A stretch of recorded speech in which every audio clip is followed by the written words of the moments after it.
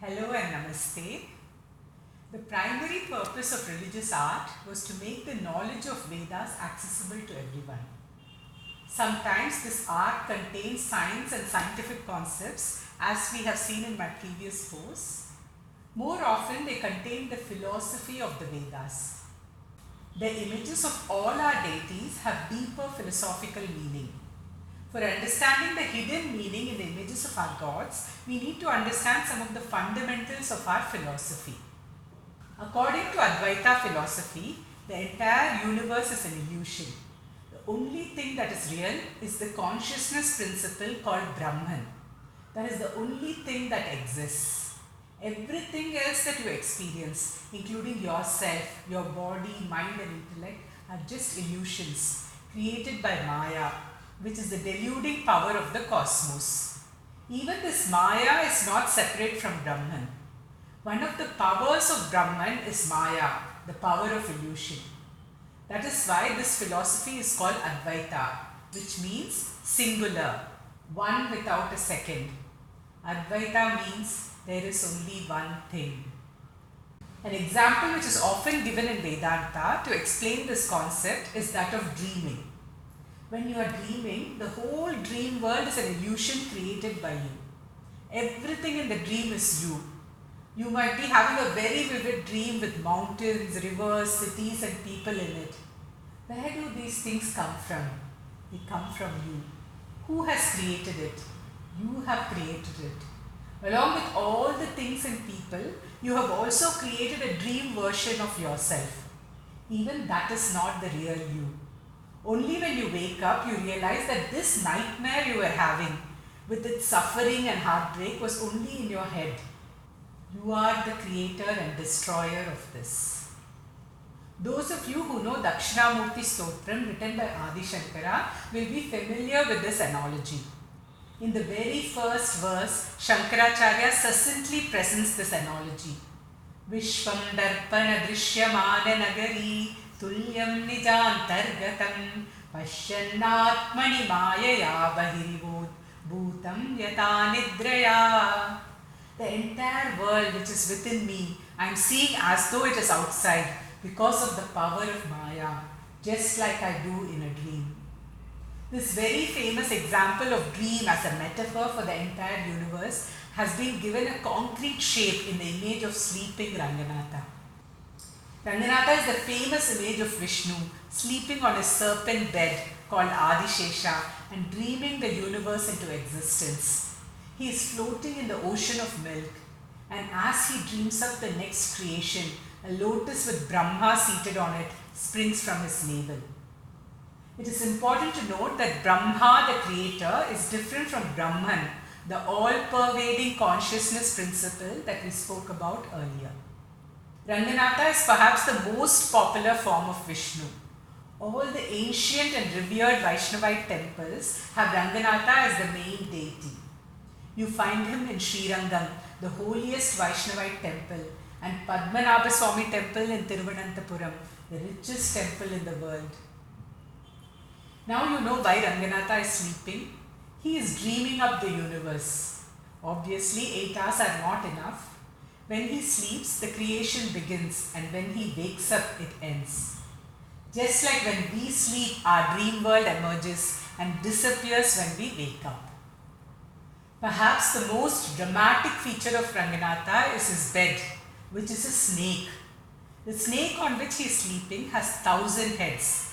This snake is called Adishesha and Ananta. In Sanskrit, Shesha means that which is left over at the end, the remainder. Why does Ranganatha sleep? Why does he dream up this universe? Throughout our life, we accumulate good and bad karmas. We don't exhaust all of them in our lifetime. That is why we are born again. In each birth, we exhaust some karmas and we accumulate some more. This acts as an impetus for the next birth. When the universe ends, the accumulated karmas of everyone who ever lived acts as a seed for the next creation. Vishnu needs to go back to sleep again and create another universe for us to exhaust these karmas. Every creation happens because of the remaining karmas that need an outlet. These karmas are symbolically represented as a snake. That is why this snake is called Adishesha, the remainder. He is also called Ananta, which means endless. This cycle of creation and destruction is endless because karmas can never be exhausted. There will never be a point when all the karmas are exhausted and Ranganatha would not have to dream up the universe. The 1,000 heads of the snake also implies limitlessness. In Sanskrit, 1,000 is often used to refer to something countless or inexhaustible. 1,000 heads indicates the vastness of karmas. So karma, which is beginningless, endless and inexhaustible, is the bed which lulls Ranganatha into this long dream we call the creation. The ocean of milk on which Ranganatha is floating represents purity and bliss. It indicates the true nature of reality. It is pure and blissful. All this ugliness, unhappiness and fear that you experience in the world is only a dream. In reality, you are floating in an endless ocean of bliss. The emerging lotus from Vishnu's navel indicates the emergence of space from which the whole universe is created and sustained. The blooming lotus represents the unfolding of space and Brahma represents the consciousness from which the entire universe comprising of inert and conscious entities arise. This is the symbology of Ranganatha.